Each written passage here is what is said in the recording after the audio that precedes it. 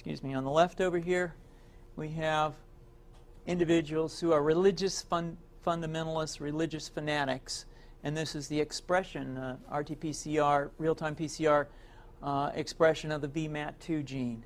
Over here, we have individuals.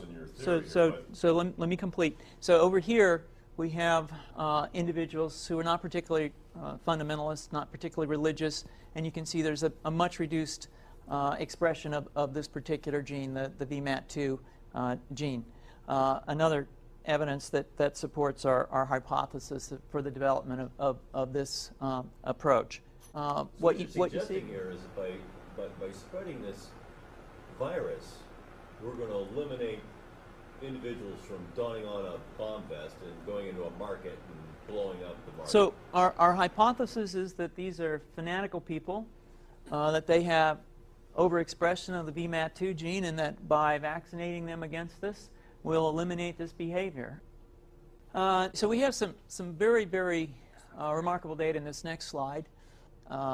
Here we have two brain scans. These are fMRIs. These are two different individuals with different levels of expression of VMAT2.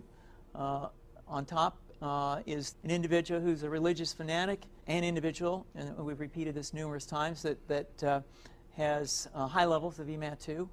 Now, this individual down here who had low levels of the VMAT2 gene, this individual would self-describe as not particularly religious.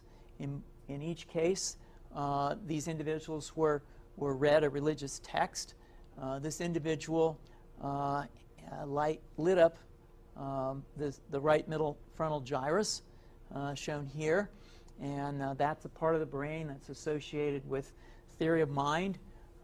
It's a part of the brain that has to do with intents and beliefs and desires.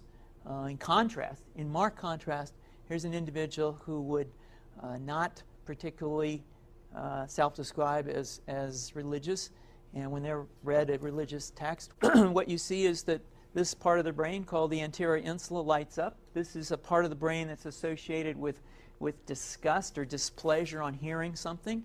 So you're suggesting I take a CT scan with me when I'm evaluating people to determine whether I put a bullet in their head?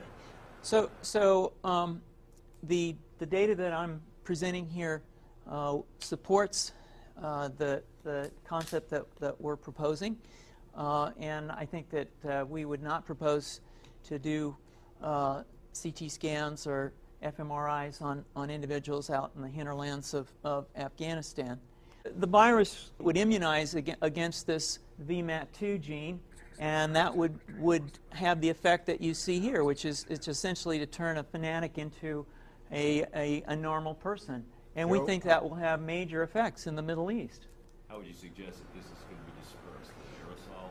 Well, so the present plan and the tests that we've done so far have used respiratory viruses, such as flu or rhinoviruses, and we believe that that's a satisfactory way to get the exposure of the largest part of the population. Most of us, of course, have been exposed to both of those viruses, and we're quite confident that this will be a very successful approach.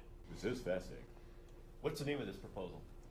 Yeah, so the name of this project is FunVax, which is the vaccine for religious fundamentalism.